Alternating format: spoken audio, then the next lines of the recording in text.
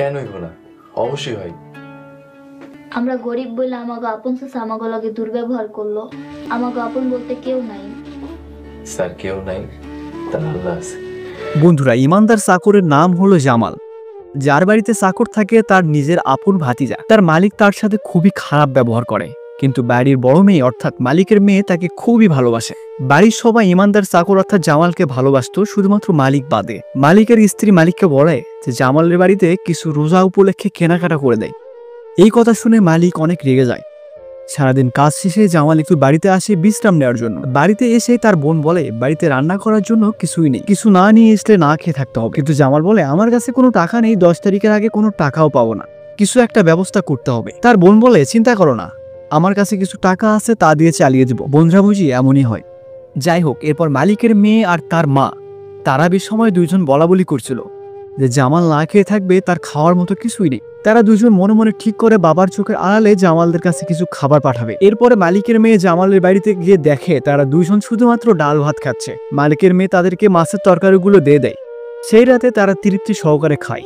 তার চাচা এতটাই খারাপ ছিল যে কারোর সামনে যদি তার ভাতিজার পরিচয় দিত তাহলে তাকে অনেক বকাবকি করত এবং বলতো তুই চাকর চাকরের মতো থাক, আমাকে বলবি না যে তোর চাচা। তাকে অনেক অপমান করত।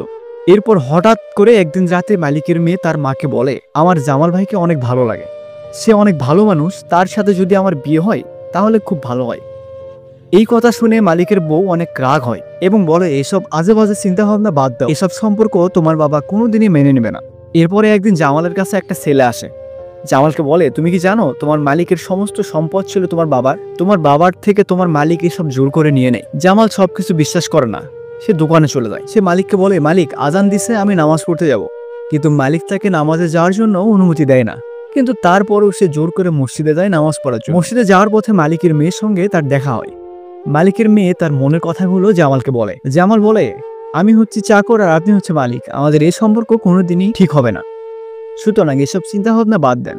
এরপরে মালিকদের বাড়িতে একদিন ইফতারের ব্যবস্থা করা হয়। এই ইফতারে জামালের বোনকেও দাওয়াত দেওয়া হয়, কিন্তু ঘরে বসে খাওয়ার জন্য জামালের বোনকে তার মালিক অনেক অপমান করে এবং দুইজনকে সেখান থেকে বের করে দেয়। বন্ধুরা, আগামী পর্বে জামাল কি তার সম্পদ ফিরিয়ে আনতে পারবে?